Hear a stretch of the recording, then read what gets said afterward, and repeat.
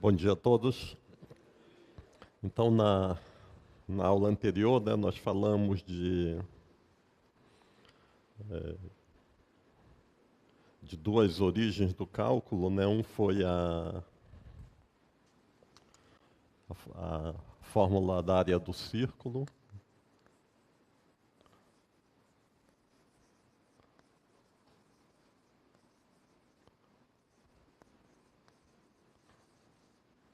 né, que a área é dada por π vezes o raio ao quadrado, né? Se a gente coloca a área em termos de R, πr ao quadrado. E a outra foi a fórmula para a queda dos corpos.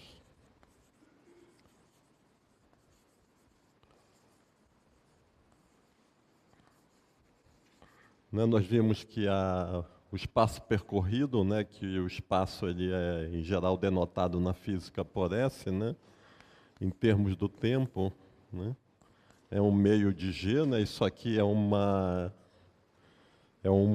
constante que depende do sistema de medidas que você usa, né, e o tempo ao quadrado. Né? Então, era um problema geométrico, né, que deu origem a essa fórmula, e esse aqui era um problema cinemático. Vejam que existe uma similaridade muito grande aqui. Qual é? É que tanto a área como o espaço percorrido, né, são proporcionais ao quadrado, né, da medida que você está utilizando em cada caso. Num caso é uma medida de comprimento, né, e no outro caso é uma medida de tempo. Mas o que é comum a esses dois, né, a esses dois fenômenos completamente diferentes, né, é que a expressão depende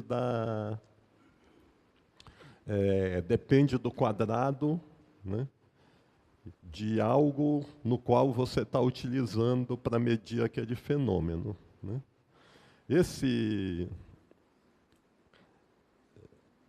Essa observação que é clara para nós hoje, né, que é o conceito de função, né, foi algo que demorou muito tempo para que a matemática pudesse ver com clareza.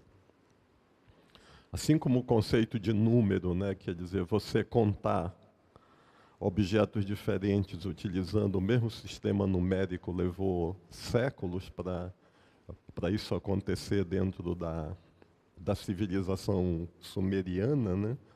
O conceito de função também ele foi aprimorado durante 300 anos, mais ou menos. Quer dizer, essas ideias voltam a ser discutidas por volta de 1600 e só no final do século XVIII é que isso, e começo do século XIX é que isso entra na notação que a gente utiliza hoje, né? Então, o conceito de função não é um conceito simples, né? É um conceito que demorou muito tempo para ser entendido de uma forma bem geral, né? Hoje existem um conceito de função bem geral, né? E nós vamos ver um pouco o conceito geral e depois nós vamos restringir a uma classe que vai interessar para nós no cálculo 1. Né? Então, então, o conceito de função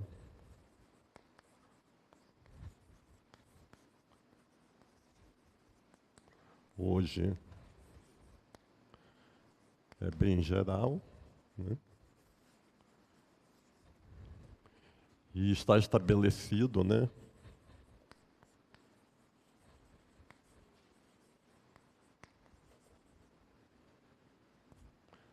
dentro da teoria dos conjuntos.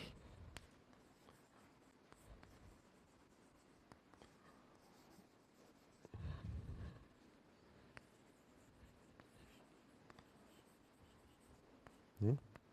Então, poderia escrever isso como uma definição, né, mas é um... Né? Então, dado dois conjuntos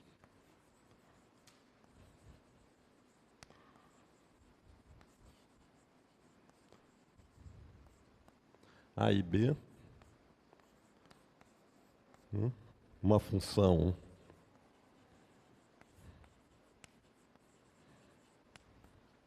f de A em B é uma regra, né, que a cada elemento x de A, né, associa um único elemento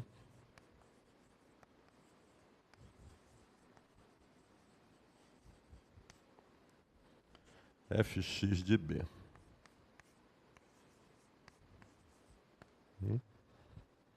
Quer dizer, o importante aqui, né, é essa palavra único, né, porque a um elemento, a uma dada situação, no caso de uma função, você não pode associar dois valores, né? Por exemplo, você vai medir a posição do corpo, você não pode dizer, ou a temperatura de alguém, você não pode dizer que é 20 graus ou que é 40 graus no mesmo momento, né? Então, a unicidade do valor associado a x, né, é algo importante no caso de funções. Então, aqui sua notação para isso, né,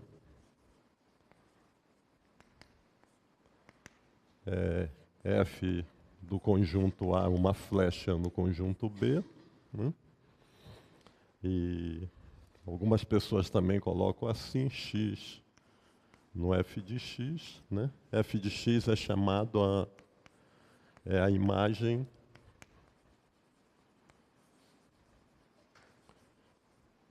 de x pela função f.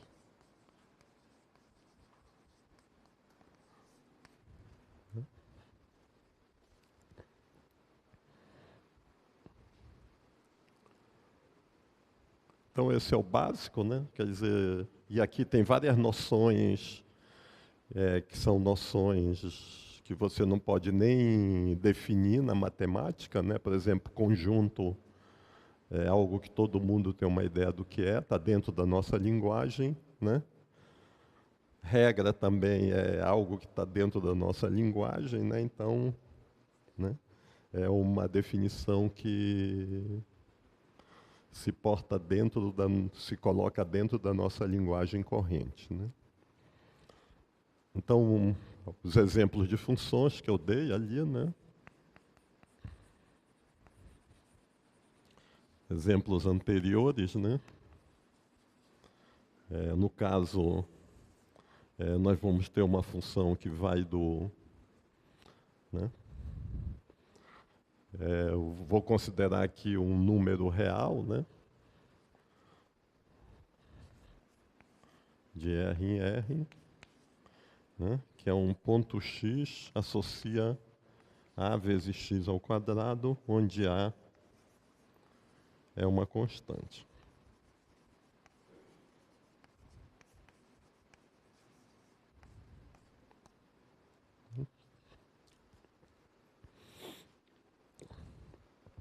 No caso, o conjunto que a gente vai considerar, né, naquelas duas funções é o conjunto dos números reais, né? As duas dependem de um termo que está multiplicando, x elevado ao quadrado é multiplicado por um termo, que aqui no caso é o número π, né? E aqui é o meio da constante gravitacional, né? Da aceleração de gravidade, e essa é uma função geral, né? Então, existem alguns casos que interessa para nós, né? Existem alguns tipos de funções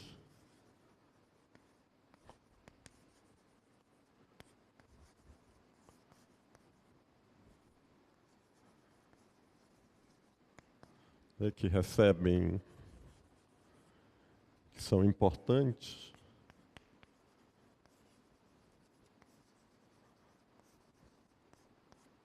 O primeiro caso, né, que também é uma definição, uma função injetora, né? F de A em B é injetora.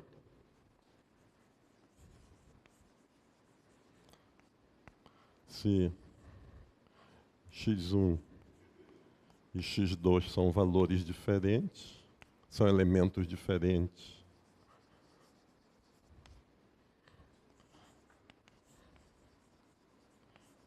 em A, então suas imagens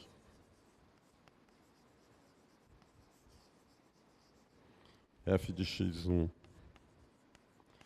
e f de x2 também são diferentes.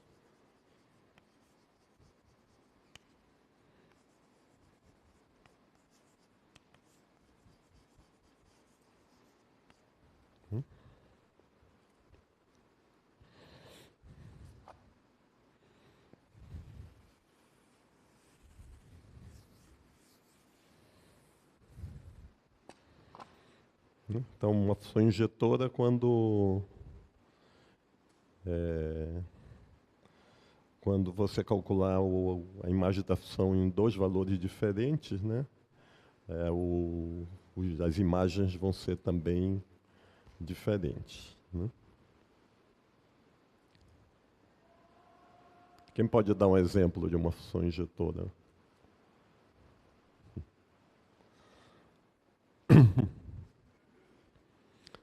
Né? Essa nossa função aqui, né, ela não é injetora. Por quê? Porque se eu considerar dois valores de x, um positivo, né, e o outro menos o valor menos x, né, tanto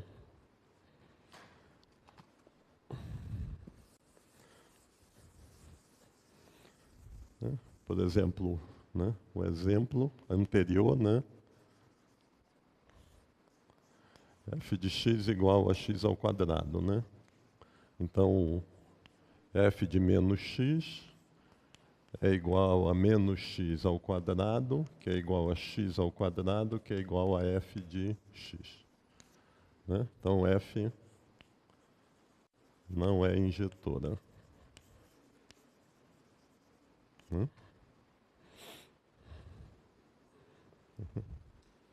Mas se eu tirar, né, se eu colocar uma potência cúbica aqui, né?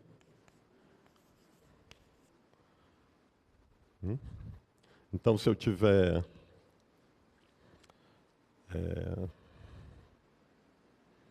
esse x1, né, for diferente de x2, né, nós vamos ter que x1 ao cubo vai ser também diferente de x2 ao cubo. Né? Quer dizer, aquela situação em que ocorria no caso anterior, né, em que os valores de x e menos x dariam o mesmo valor na imagem, não acontece na potência cúbica, né, porque a potência de um número negativo também é negativa.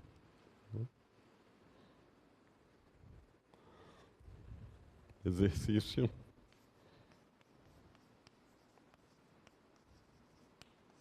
Né? Mostre, prove a implicação.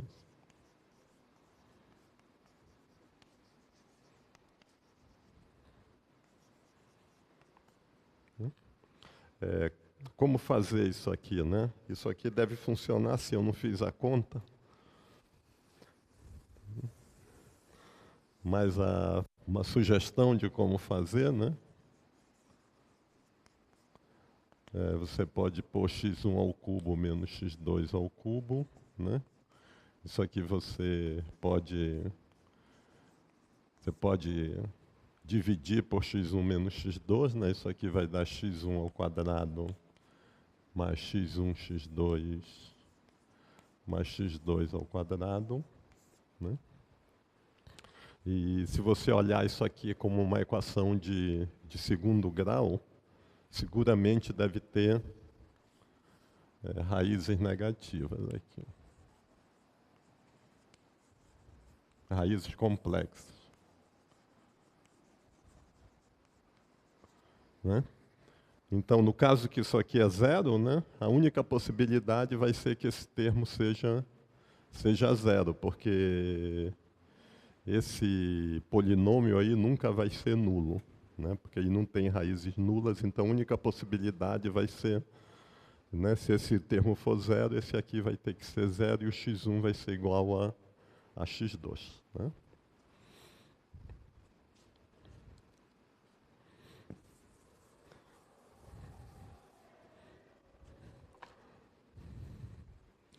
Então, a função...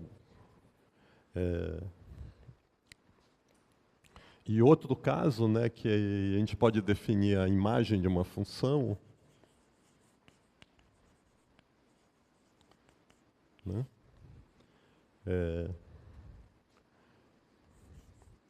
a imagem de uma função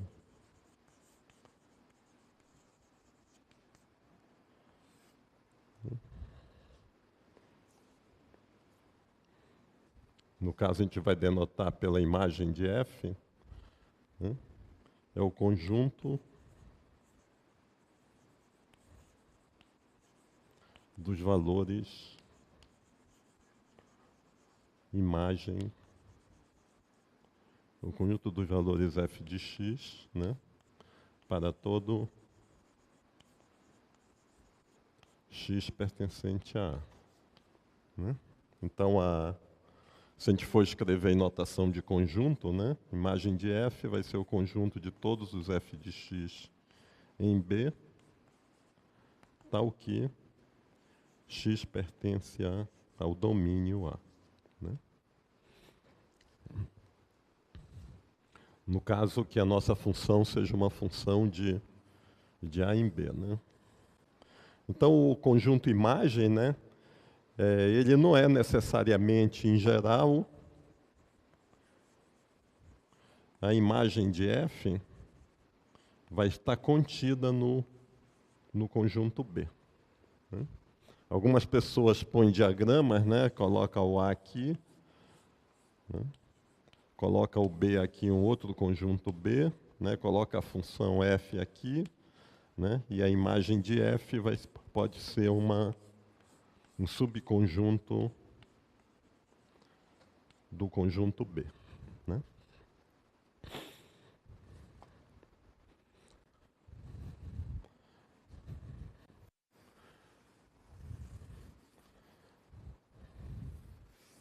Então, no caso da função exemplo, né,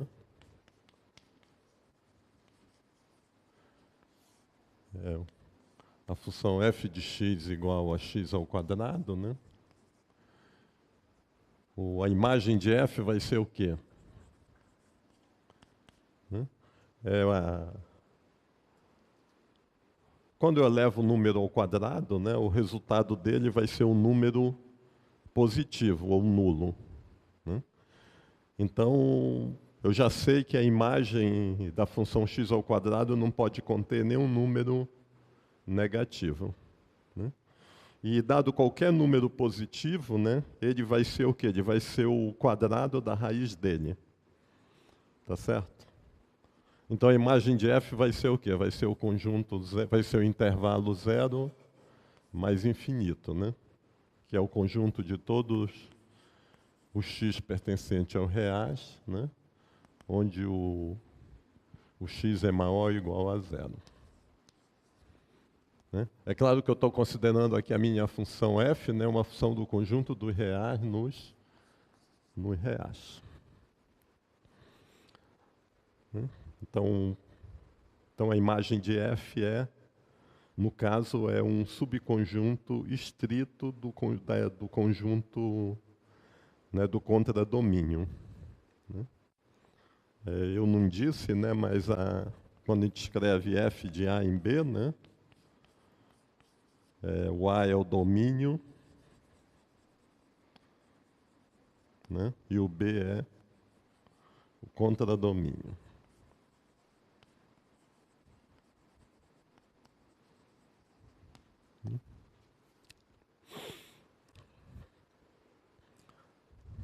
No nosso caso, né, da função f de x igual a x ao cubo, né?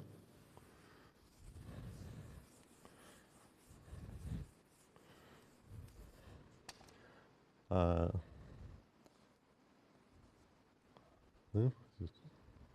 Quer dizer, aqui eu vou ter de novo, né, essa função r. Eu posso ver ela como uma função, né, que vai mandar um x aqui no ponto x ao cubo da outra reta. Né? Então, dado qualquer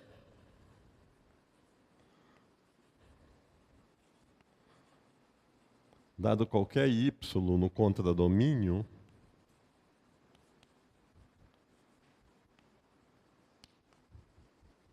né, seja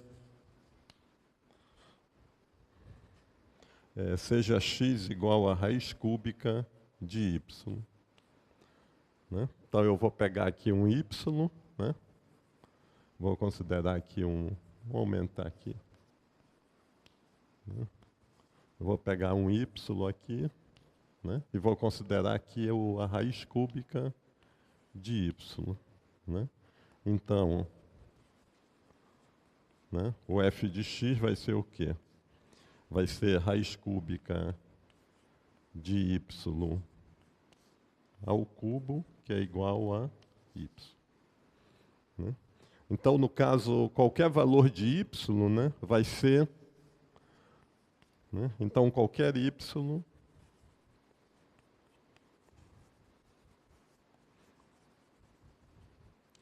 é a imagem de f. Está na imagem de f, né?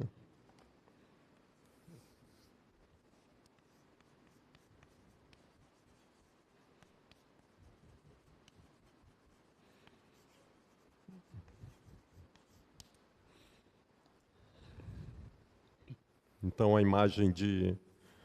Né? Então, no caso de f de x igual a x ao cubo, né?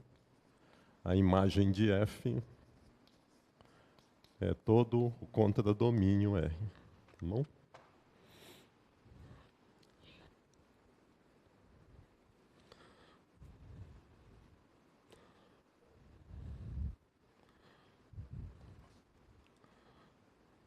Tá claro isso aqui da imagem?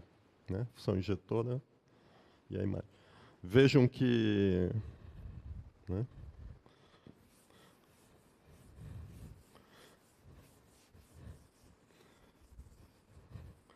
Observação aqui.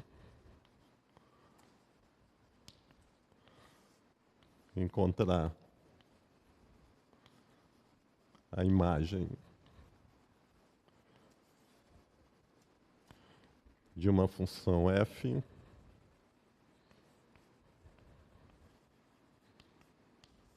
né? Nem sempre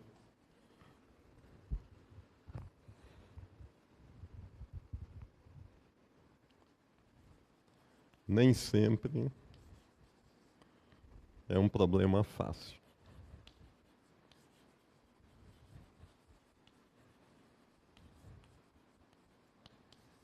Né? Nem sempre é um problema fácil. Algumas funções têm uma expressão tão complicada que quando você vai tentar dizer o que é a imagem delas, você não consegue dizer com facilidade. Você tem que trabalhar bastante, às vezes, para poder determinar a imagem, se conseguir. Né? Tá? Então, se vocês chegarem e encontrarem um problema, calcule a imagem de uma função, você já, dependendo de como pareça que nem sempre é uma coisa que seja fácil, não se sintam desanimados né, se não sair com muita facilidade.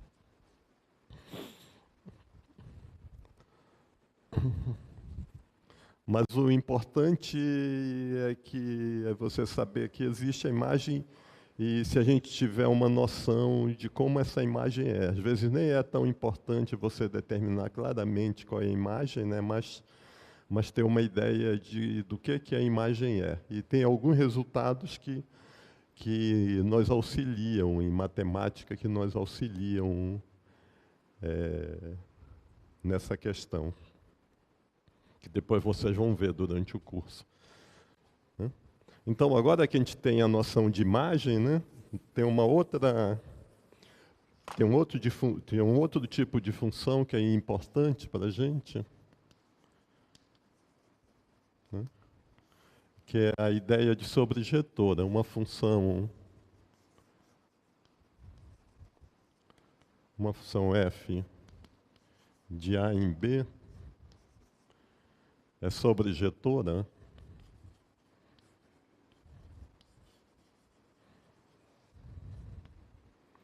se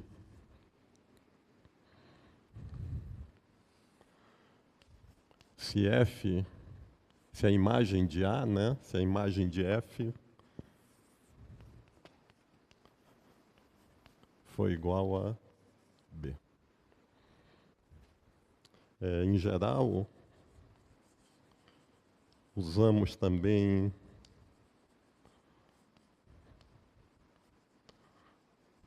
a notação imagem de F igual a F de A. Né? Então, uma função é sobrejetora, né? Quer dizer que é como a função x ao cubo. Né? Dado qualquer elemento do contradomínio, né? Existe um elemento no domínio que é levado naquele elemento do contradomínio. Por exemplo, você pensar aí a altura dos seres humanos. Né? Claramente, se você pensar essa altura no conjunto dos números reais positivos, né? Essa função não é e nunca vai ser sobrejetora.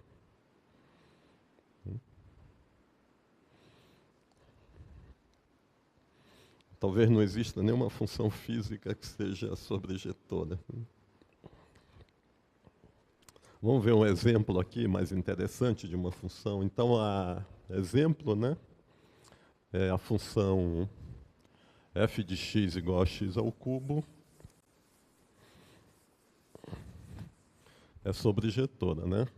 F de R em R é sobrejetora.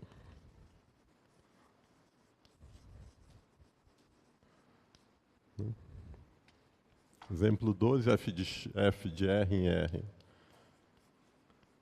dada por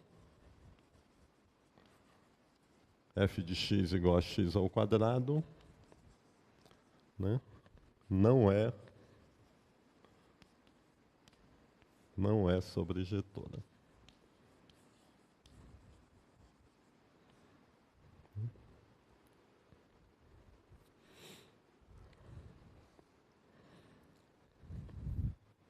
Três.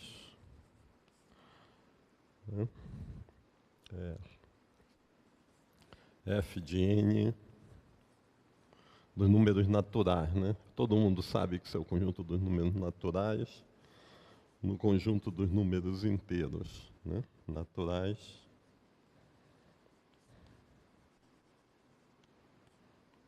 inteiros.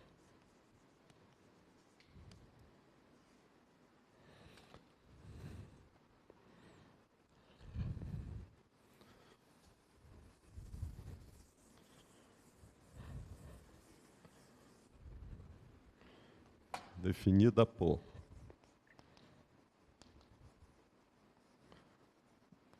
né?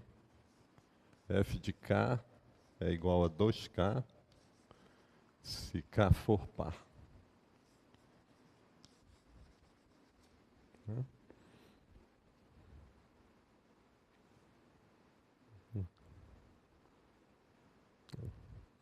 E f de k igual a menos...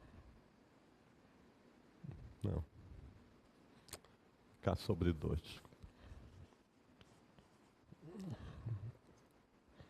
F de k igual a k mais 1 dividido por 2 negativo, se k for ímpar. Né?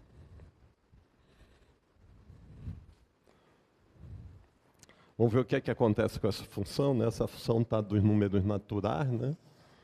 Que é o 0, o 1, o 2, o 3, o 4, o 5, o 6, né?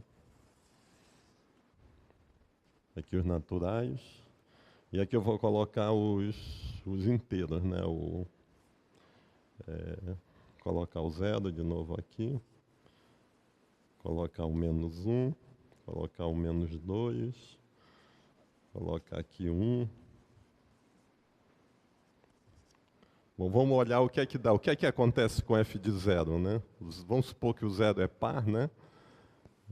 Poderia dizer aqui que o f de 0 é 0, para a gente não estar se complicando com isso, né? Então, o 0 vem no 0, né? Eu vou no primeiro número par, que é o 2, né? O que acontece com 2? O 2 vai vir, 2 dividido por 2 vem no 1. Né? Depois eu vou no próximo número par, né? Que é o 4, né? O 4 dividido por 2 vem no 2. Né? Eu vou no próximo número par, que é o 6. O 6 dividido por 2 vem no 3. Tá? Não vou usar o branco aqui, não tem outra cor. Agora eu vou nos números ímpares. Né? Eu vou no 1. Né? 1 mais 1, 2 dividido por 2 dá 1. Com sinal menos, ele vem no menos 1 aqui. Né? Eu vou no próximo número ímpar, que é o 3. 3 mais 1, 4. 4 dividido por 2 dá 2. Com menos dá menos 2. Né? Então, 3 vai menos 2. Né? Posso ir mais um ainda, o 5. 5 mais 1, 6 dividido por 2, 3. Com sinal menos, ele vem no menos 3, que não está lá. Vou deixar. Colocar o menos 3 aqui. O que é que vocês acham? F é sobrejetora?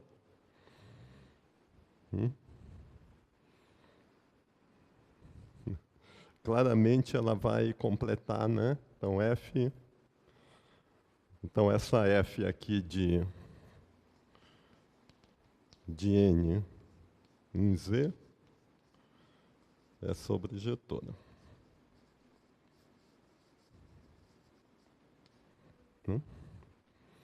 E é fácil eu voltar, né? Porque se o Y for par, né? O X vai ter que ser 2Y, né? E se o Y for ímpar, né? O X vai ser menos 2Y menos 1. Né? Então, a regra que me dá o valor de retorno da função, né? É simples aí no caso. Vejo que essa função é interessante, né? A gente pensa que pode haver mais números inteiros do que números naturais, né? Mas, na realidade, a quantidade de números naturais é igual à quantidade de números inteiros do ponto de vista da cardinalidade dos conjuntos, né? Porque você pode estabelecer uma relação entre o conjunto dos números naturais e o conjunto dos números inteiros. Né? Então, do ponto de vista que hoje a gente considera de potência de um conjunto, né? O conjunto dos naturais e o conjunto dos inteiros têm a mesma potência.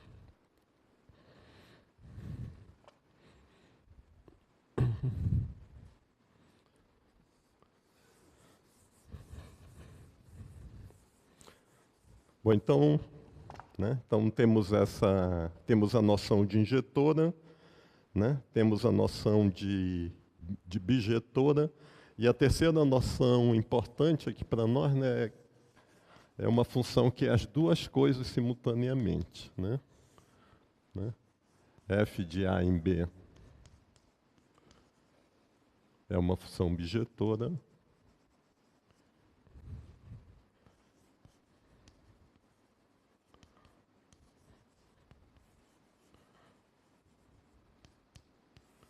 Se é simultaneamente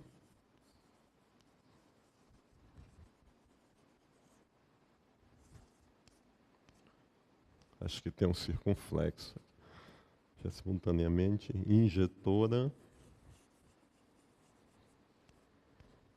e sobrejetora.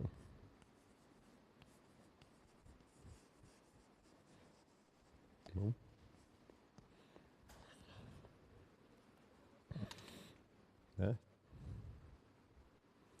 Então, uma função é bijetora, né, se ela é injetora, quer dizer, valores diferentes vão em valores diferentes, né, e dado qualquer valor no contradomínio, né, existe um valor no domínio que, pela função, é levado no contradomínio, tá bom? No y, dado qual.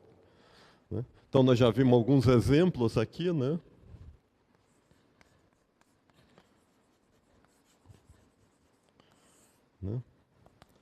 Vou considerar f de R em R, né? Que manda x no x ao cubo, né? Então, essa função aqui é bijetora. Tá bom?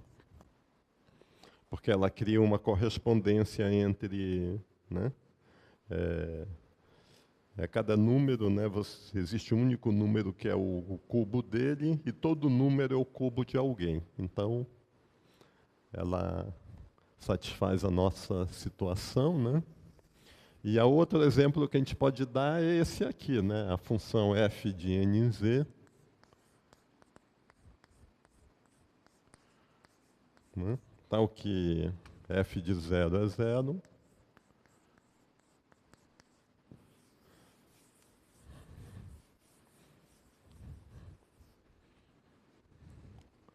De 0 a 0. F de k é igual a k sobre 2, se k for par. Né? E f de k é k mais 1 dividido por 2 negativo, se k for ímpar. É uma função, é sobrejetora. É bijetora.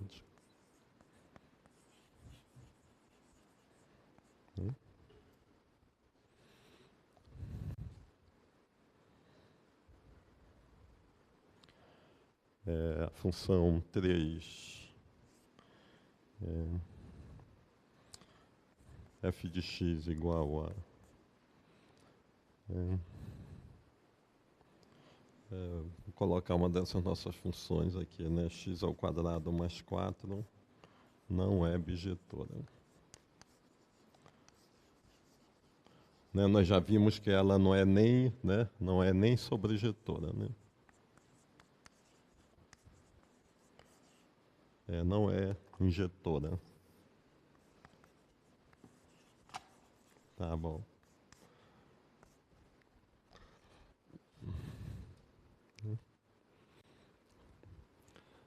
Então nós temos esses. Então nós temos esses conceitos básicos, né? Que é o conceito de uma função injetora, né? Valores diferentes são levados em imagens diferentes. Né? Nós temos o conceito de função sobrejetora, que todo mundo que está no contradomínio é alcançado pela imagem de um valor do domínio. Né? E temos o conceito de função bijetora, né? Onde a função bijetora estabelece uma correspondência entre pontos do domínio com pontos do contradomínio. Então, essas funções bijetoras, elas são importantes, né, porque você consegue estabelecer uma correspondência entre os dois conjuntos. Quer dizer, é como se você, né, por exemplo, se funcionasse direito, né, todo brasileiro tem um CPF,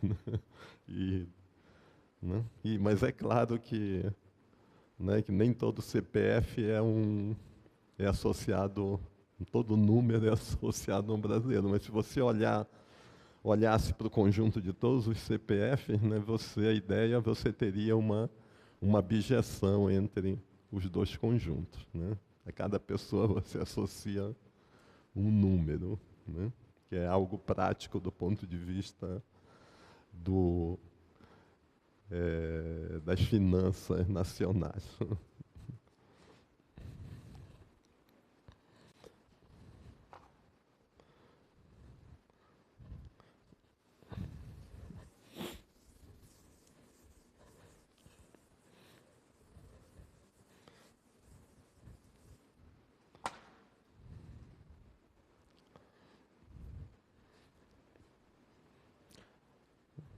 É, no caso em que a função é injetora,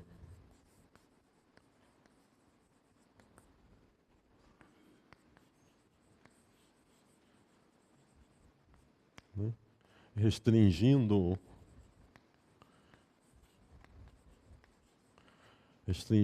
o contradomínio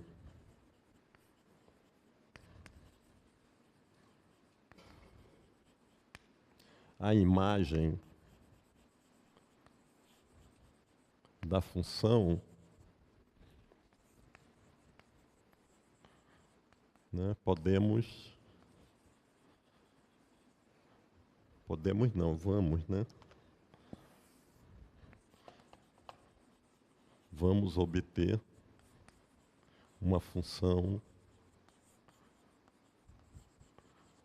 vamos obter uma função, bijetora, né? Quer dizer, no caso, se eu considerar aqui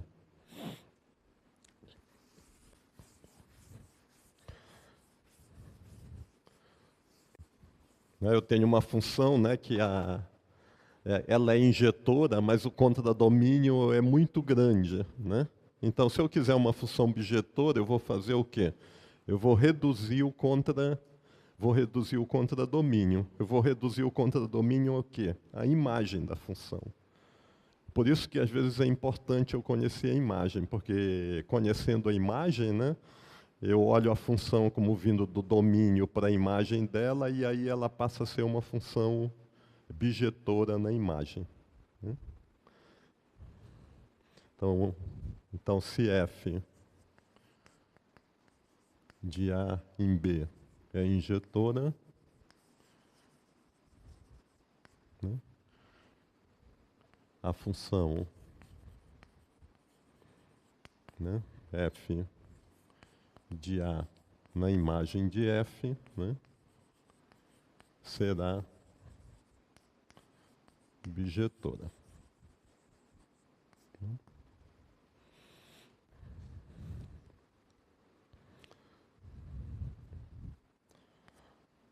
Então, eu posso corrigir, né? Eu posso, conhecendo a imagem, eu posso corrigir uma função, né? Se eu quero uma função bijetora, né? Restringindo na imagem. E se a função não for injetora, né?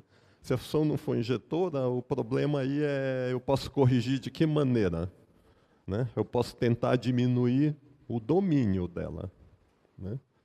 Então, se a função não for injetora, né, eu posso tentar diminuir o domínio dela e escolher um domínio onde ela seja injetora, né? Então, se eu restringir o domínio, eu posso ter uma função bijetora, né?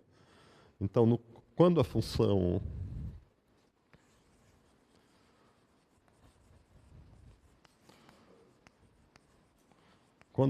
não for injetora, né?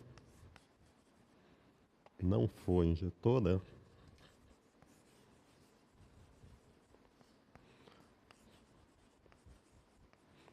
podemos construir uma função injetora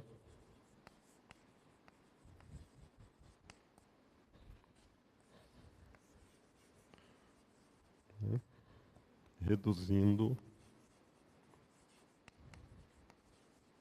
o domínio.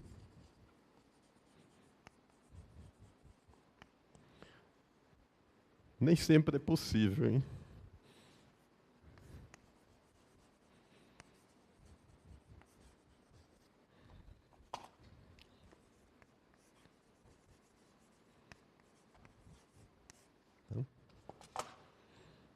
Nem sempre é possível você construir a partir de uma função que não é injetora, uma função injetora. Então vamos ver alguns exemplos aqui, né?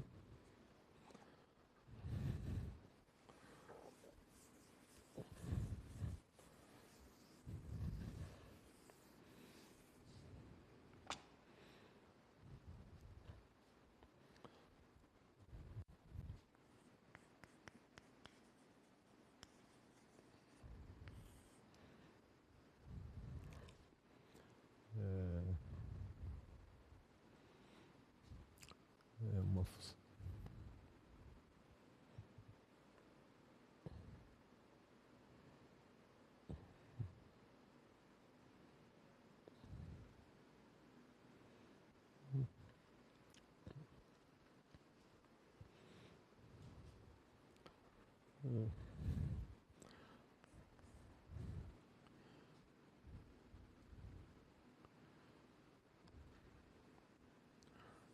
Vamos pôr o arco tangente x, tá?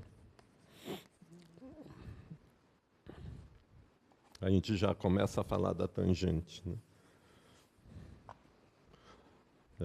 A gente sabe que a função tangente x, né? Ela é uma... Aí eu vou falar da inversa logo, mas a gente já serve para a gente ir introduzindo as coisas, né? A função tangente x, que...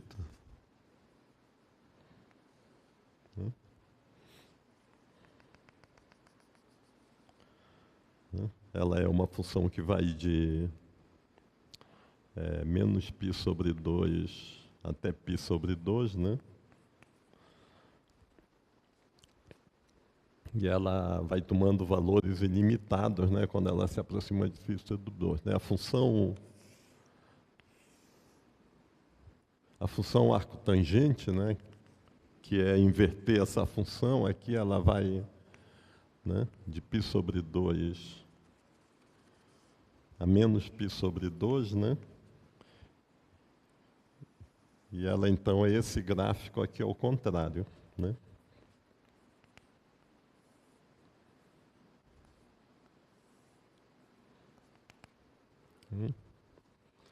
Essa aqui é arco tangente. Então, essa aqui é a tangente e essa aqui é arco tangente. Então, vejam que né, quando a gente for olhar as funções trigonométricas, a gente pode olhar isso com detalhe, né? A imagem da função arco tangente, né? A imagem da função arco tangente vai ser o quê? Ela vai, né? Aqui o valor é menos π sobre 2, né? Ela não entra no menos π sobre 2, esse intervalo é aberto. Vou escrever assim, menos π sobre 2 até π sobre 2. Então é claro que essa função aqui, né, ela não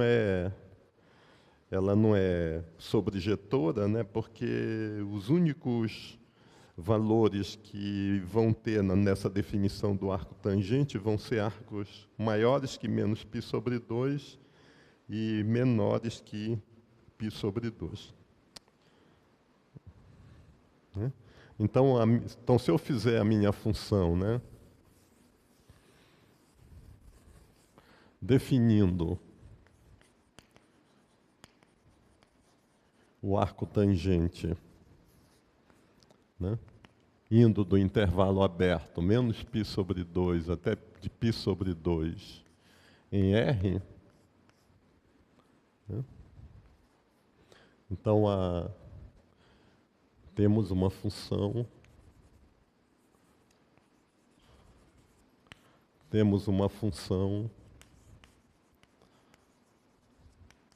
sobrejetora,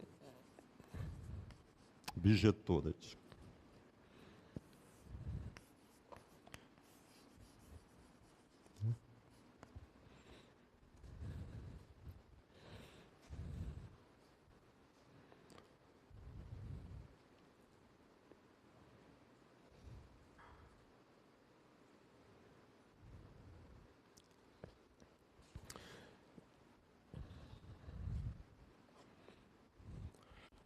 No caso aqui, né, a tangente, né, ela vai se repetindo, né? Aqui a tangente ela se repete porque ela é uma função periódica. Então também ela não é uma função injetora, né? Mas se eu restringir a tangente, né, definindo a tangente do intervalo menos π sobre 2 a π sobre 2 em R, né? Então é uma função bijetora.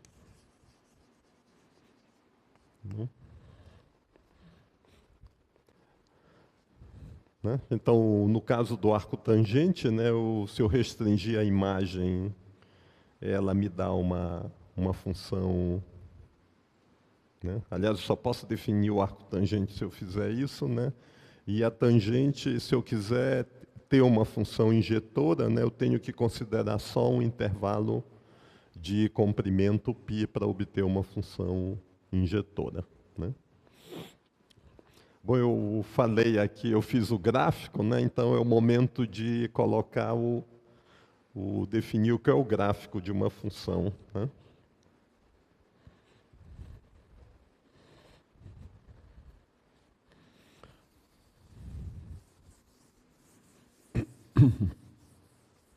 Vejo que a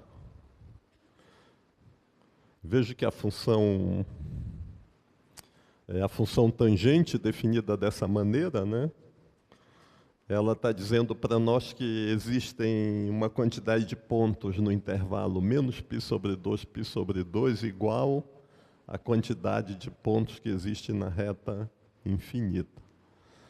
Por quê? Porque a cada ponto aqui dentro você associa um número real. E cada número real é tangente de algum arco entre menos π sobre 2 e π sobre 2. Né? Quando a gente vê isso graficamente, né, a gente nunca pensa nisso, mas a gente representa graficamente a tangente aqui, né? Então, cada ponto da reta é associado a um arco.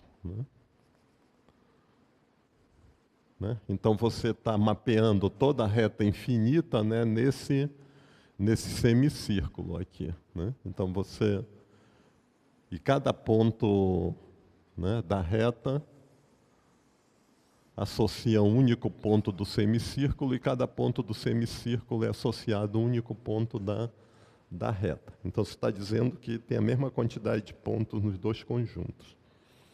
Apesar que um deles a gente vê como um conjunto finito, né, limitado, e o outro conjunto é ilimitado. Né?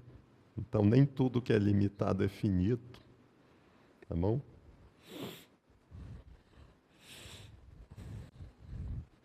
Então, o gráfico, né?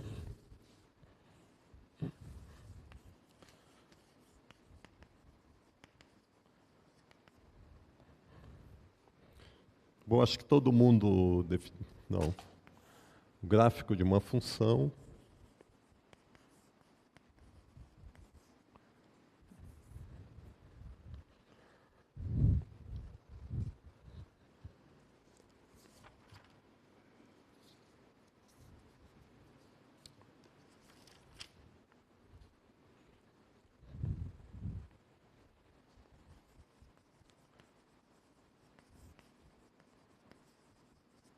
gráfico de uma função f de A em B,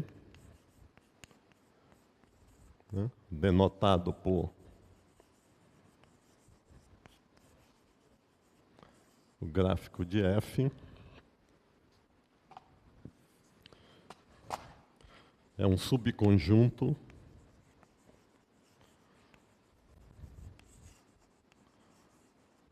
do produto cartesiano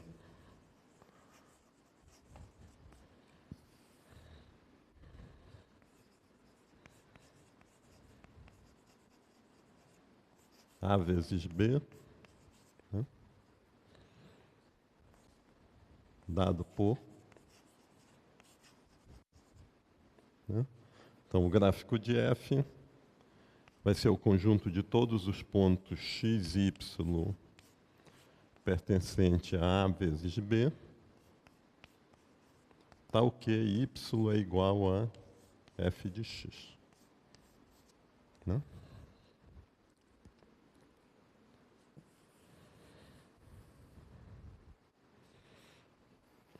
Então existe uma coisa interessante aqui, né, que é o gráfico, né? Quer dizer,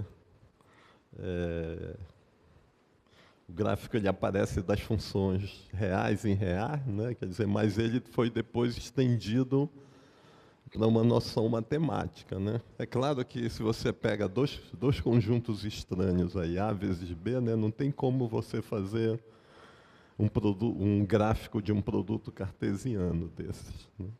Mas ficou a ideia matemática, né, que o gráfico é um subconjunto do produto cartesiano. Né? E alguns autores, quando vão definir funções, né, eles definem primeiro o produto cartesiano e já definem o gráfico como uma função, como sendo o próprio através do gráfico da função. Né? Uma maneira indireta também de você olhar a definição da função através do gráfico, quer dizer, como um subconjunto de A vezes B. Então, no nosso caso aqui, né, o exemplo, né, no curso de cálculo, né,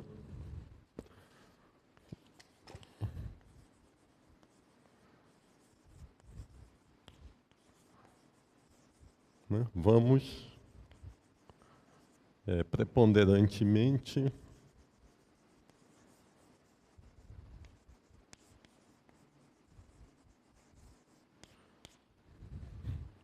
trabalhar com funções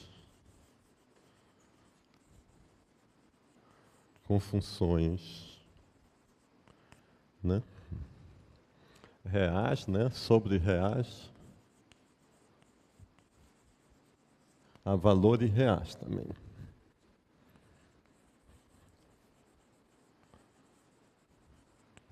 Isso isto é, A e B vão ser subconjunto dos reais, né? Então, nós vamos ter, em geral, uma função f de A, um subconjunto de R, né? E vai dentro do contradomínio dela também vai ser um subconjunto de R. Né? Para nós, o que vai nos interessar aqui é funções, né? Definidos sobre os reais com valores reais. Né? Então, quando a gente for falar de gráfico, né? Aí o gráfico vai ter realmente aquilo que a gente entende por um gráfico, né?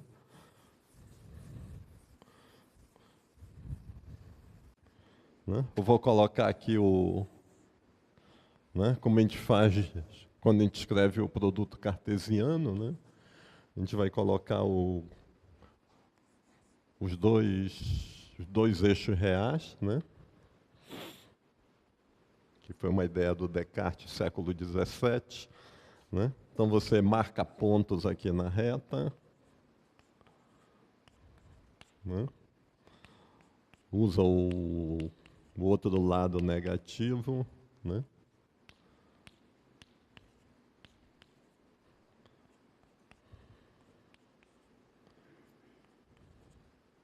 né?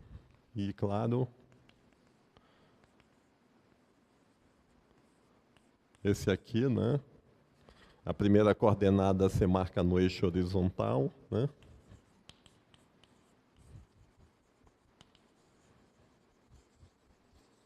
Primeira coordenada.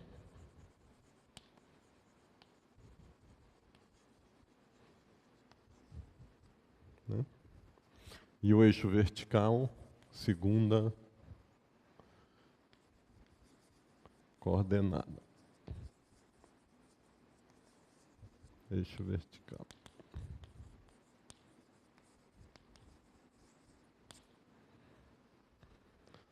É claro que se é uma convenção, você pode pôr o seu eixo da maneira que você quiser, aí, né? Dependendo.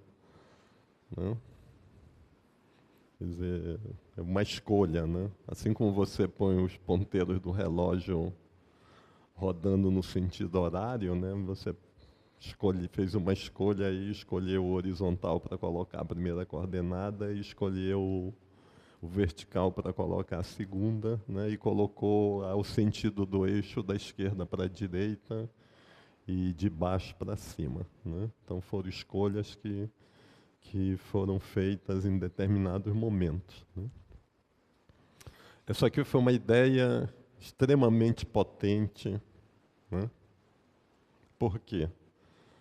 Porque ela permitiu, né, permite você ver objetos geométricos como objetos algébricos, né? Por exemplo, a gente sabe hoje que a parábola é o gráfico de uma função quadrática, né? Então você pegou um objeto geométrico que era a seção de um cone, né? Paralelo à geratriz dele, né? Que dá uma parábola, né? Interpretou isso como como uma função, né? Quadrática, né? E te permitiu também o quê? Olhar um objeto algébrico, né? Uma função que é dada por uma fórmula algébrica, como uma figura geométrica.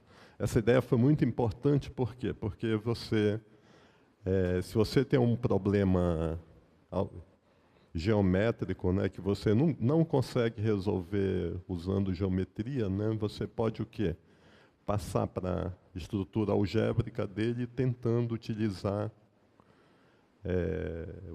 a álgebra para resolver aquele problema geométrico. E vice-versa, quer dizer, você tem um problema algébrico, né, você não consegue resolver na álgebra, você vai utilizar a técnica geométrica. Então, essa ideia do Descartes foi uma ideia profunda, né? Por exemplo,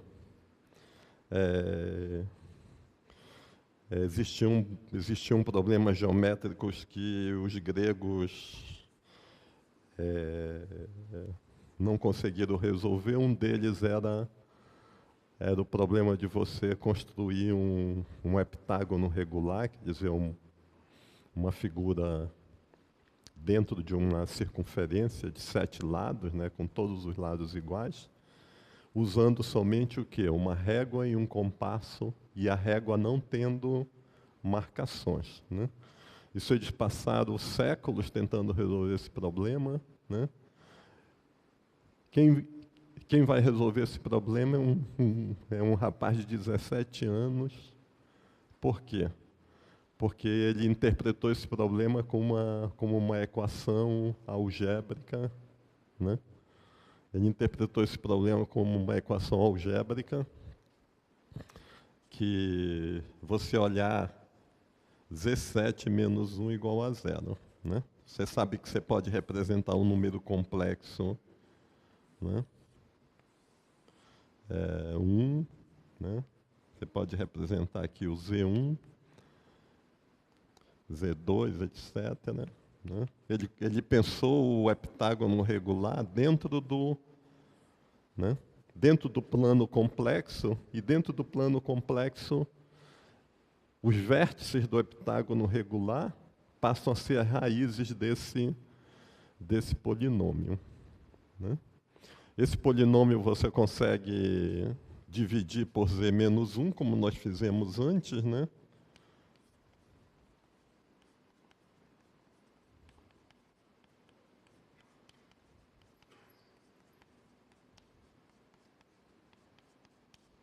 mais um, né?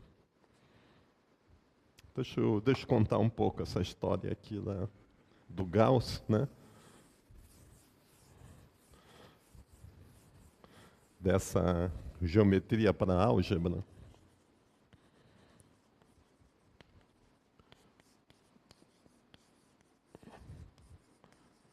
Né? A construção do heptágono regular.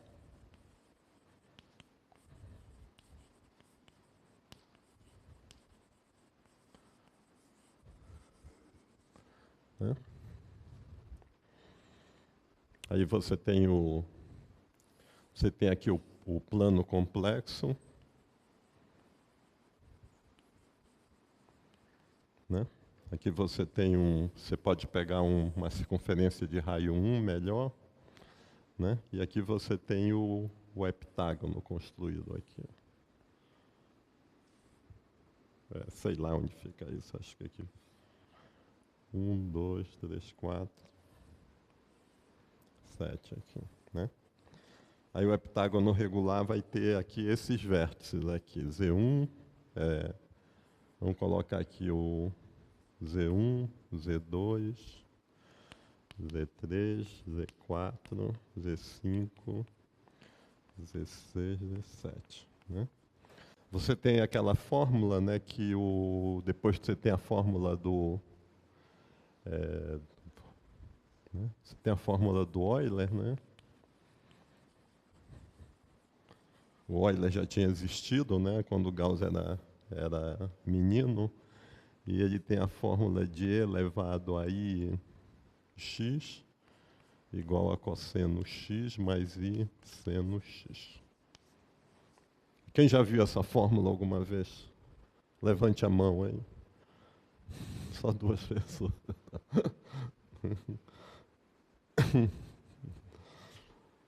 Né? Tinha essa fórmula, e aí, né, se você colocar aqui E elevado a I x elevado a N, né, vai ser isso aqui, EI NX, tá?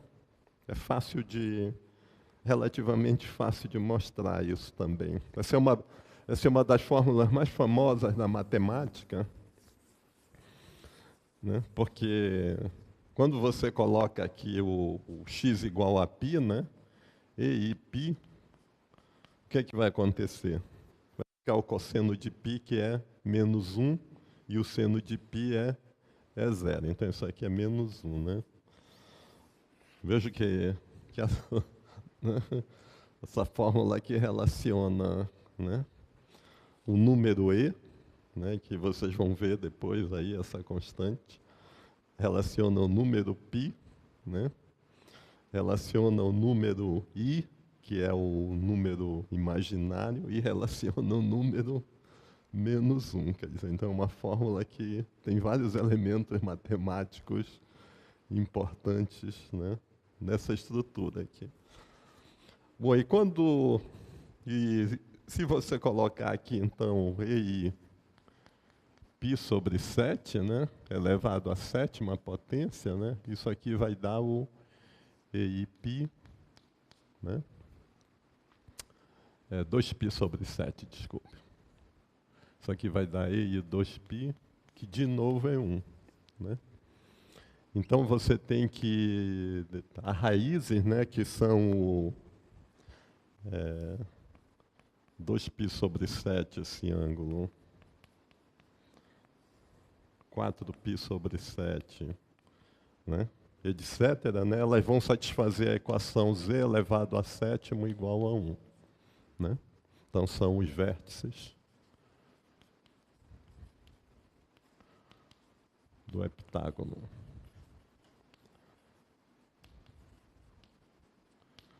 Regular.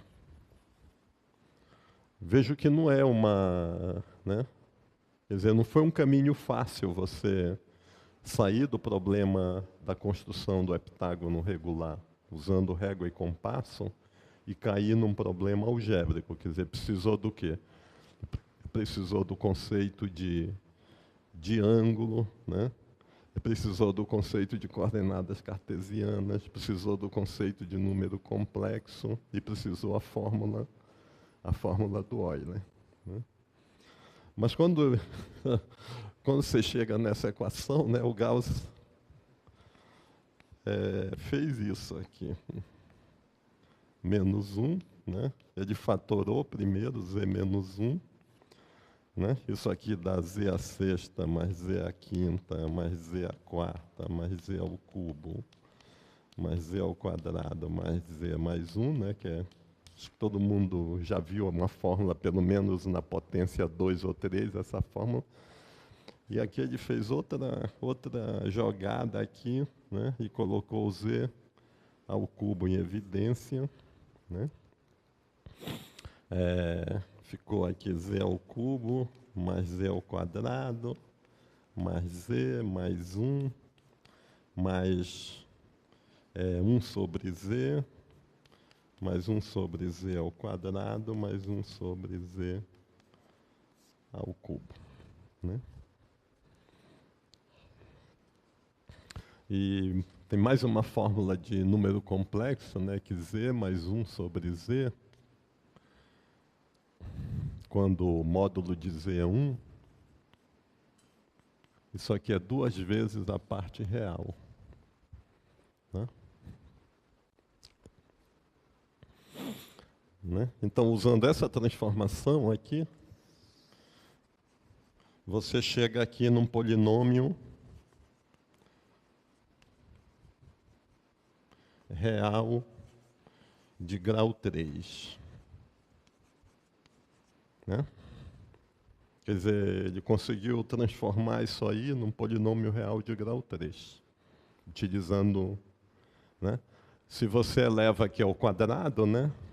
Por exemplo, z mais 1 sobre z ao quadrado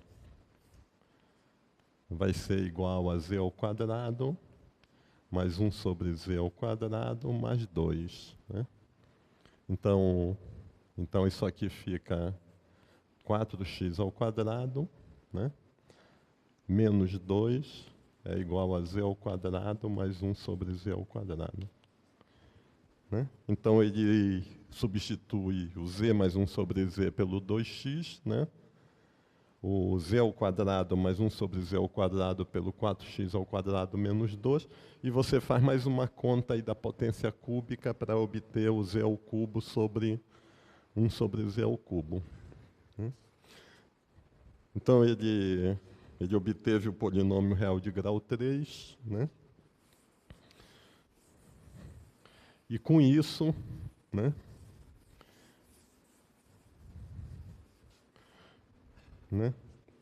Ele foi lá e mostrou também que construções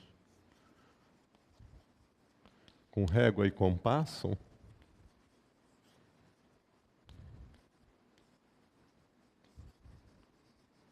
dão origem a polinômios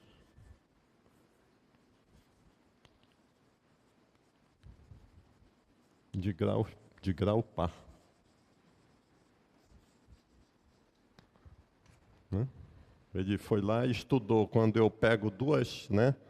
Quando eu intersecto duas retas, ou quando... O que é que eu construo com régua e compasso?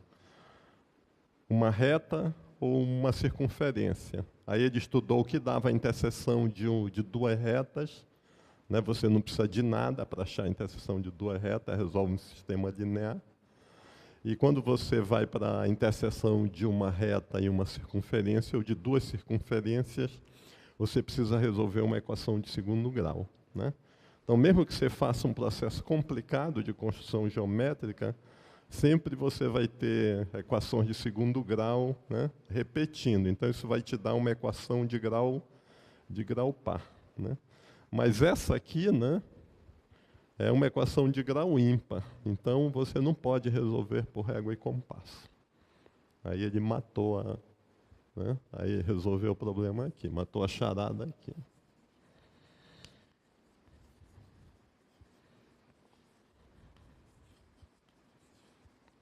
Né?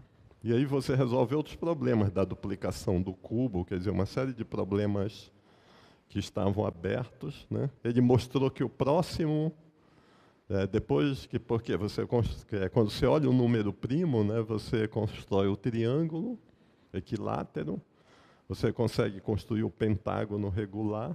O próximo que você vai construir é o heptadecágono, é o polígono regular de 17 lados. Né? Aí ele deu uma construção do heptadecágono, que depois colocaram na lápide dele quando ele faleceu. Né? Então, isso aqui mostra, né, como... Né, por que a ideia do Descartes foi fundamental, né, de você representar, né, funções usando o plano cartesiano. Né? Quer dizer, permitiu você tratar uma série de problemas que antes você não conseguia tratar, né, através da ferramenta algébrica, e vice-versa. Bom, não fiz todos os detalhes, né, que ia levar uma aula inteira, mas dei uma ideia aqui para vocês da potência, né, que é você fazer uma ponte entre dois domínios da matemática. Sempre que você pode fazer e de qualquer ciência, sempre que você pode fazer uma ponte entre dois domínios de uma ciência, inevitavelmente você vai ter resultados surpreendentes, porque você vai poder utilizar noções e resultados de um modelo e aplicar no outro. Bom, então eu estava no gráfico, né, das funções, né? Então a gente estava no nosso plano cartesiano, né? Então o nosso gráfico de uma função vai ser um objeto assim, em geral, né?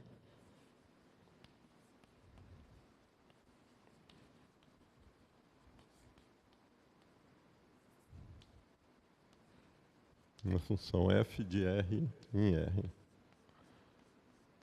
Né?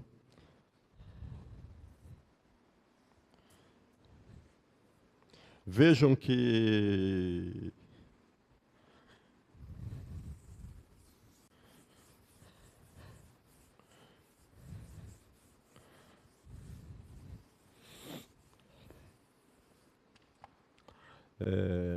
vejam que uma função, né, ela não pode, o gráfico de uma função, ela não pode fazer algo assim, né? Por quê? Porque o mesmo valor de x, né, você teria, né, f de x vai ser qual aqui? Vai ser esse ou vai ser esse? Né? Né?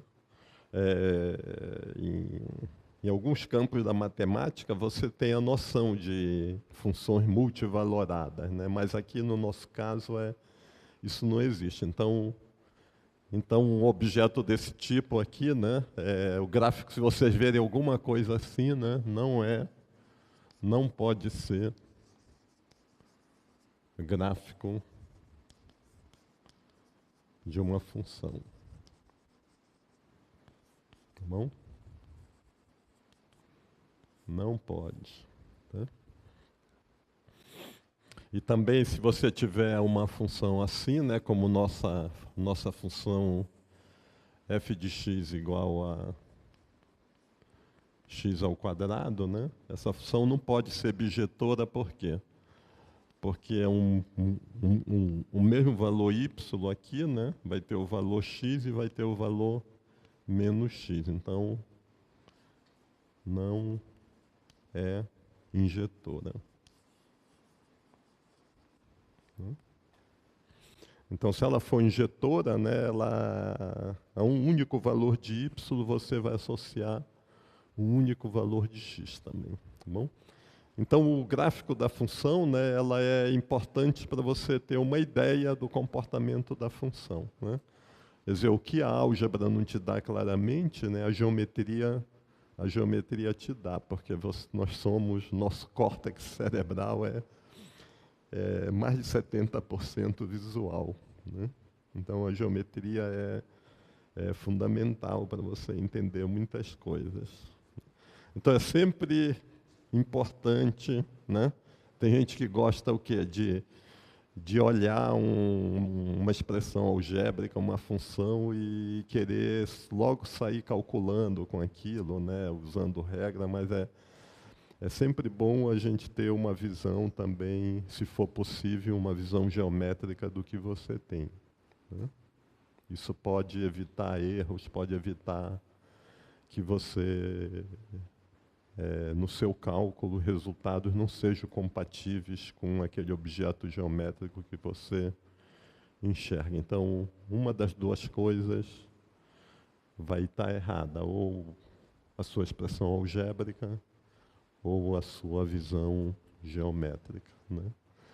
Então, se você fizer as duas visões compatíveis, né, você seguramente vai evitar problemas, vai evitar erros. Então, tem que pensar sempre nessa dualidade aqui, álgebra e geometria, né? Cálculo é isso, cálculo é você utilizar ambas as ideias, né, indistintamente, e é isso que dá a potência do cálculo para você resolver problemas de engenharia. Então, o gráfico da função, né, você sempre vai, né, você vai ter né, então você coloca o valor x aqui, né, você mapeia o f de x aqui, né, e aí você constrói o ponto x, f de x. É claro que é impossível marcar todos os pontos, nós temos infinitos pontos, né? Então, mesmo a função f de x igual a x ao quadrado, né? Você começa, quando a gente está na escola secundária, lá no ensino fundamental, antes era escola secundária, você começa a marcar o 1, 2, 4, 3, 9, né? E aí você tem uma ideia que o gráfico vai infinitamente, não tem limite, né? A forma da parábola, né? Mas isso é uma projeção mental que a gente faz, né? Quer dizer, não tem como, isso é uma ideia mental, isso é uma ideia matemática, né? Que a gente cria dentro do nosso cérebro, né? Hoje nós temos os computadores que fazem isso para nós, né? Quer dizer, a gente ganha antes as pessoas levavam dias, às vezes, para fazer o gráfico de uma função, agora se tem programas computacionais que fazem isso em milésimos de segundo. Então, facilitou, né? Facilitou muito a nossa vida, né? Aonde os computadores vão ter problemas, né? Os computadores vão ter problemas, em geral, quando nós temos singularidades, né? O que são singularidades? Por exemplo, são quando você tem uma expressão racional e o denominador da sua expressão se anula, né? E aí você vai ter o quê? Você vai ter né? Você vai ter um ponto onde a máquina vai ter dificuldade em calcular aquilo. Então, então tem que tomar cuidado nesses pontos, né? Então nós podemos fazer um pequeno repasse das nossas funções que são elementares, né? Então, só rapidamente aqui, né, funções elementares.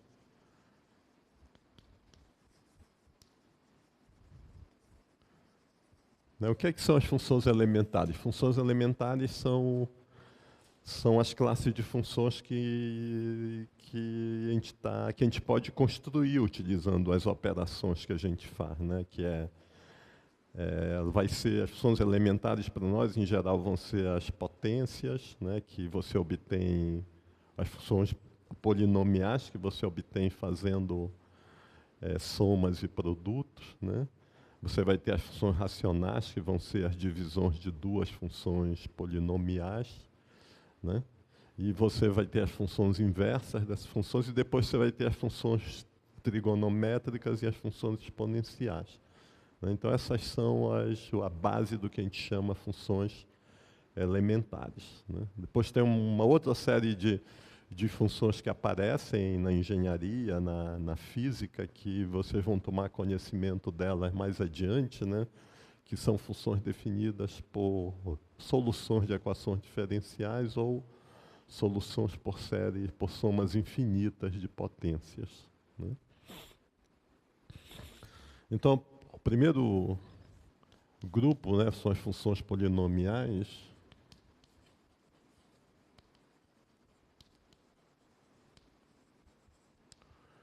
Né? Então, vai ser funções do tipo, né, A0 mais A1x mais A2x2 mais AN xn, né? Então, n é o grau da função polinomial.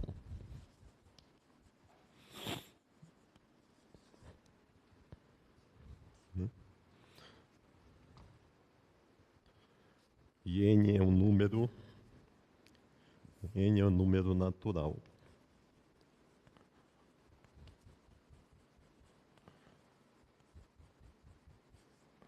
Né?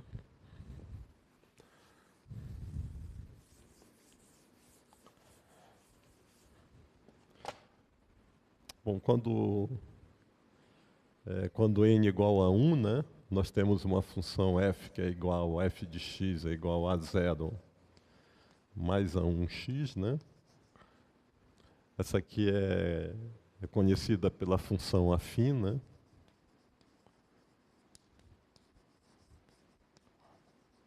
E o gráfico dela, o que é que é? Né? O gráfico dela é sempre uma reta, né? Gráfico de uma função afim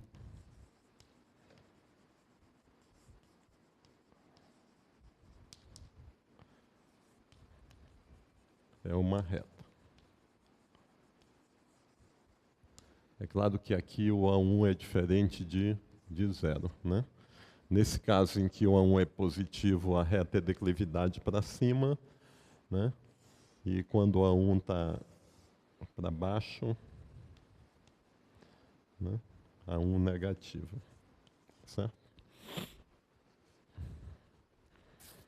Acho que todo mundo já estudou essas funções, né, na escola. Uma outra função, né, muito estudada, né, a função quadrática, né, quando n igual a 2,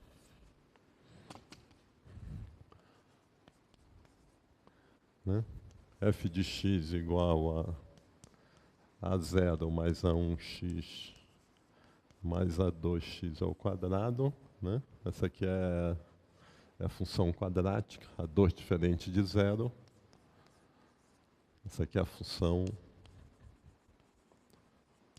quadrática.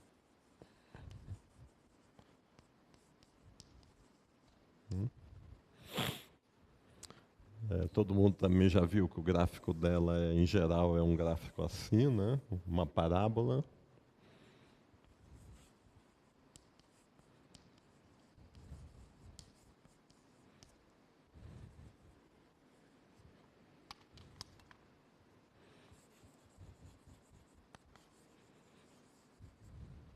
Né?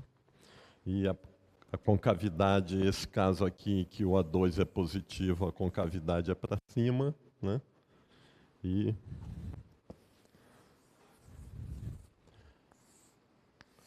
caso que o A2 é menor que 0, a concavidade é para baixo, né?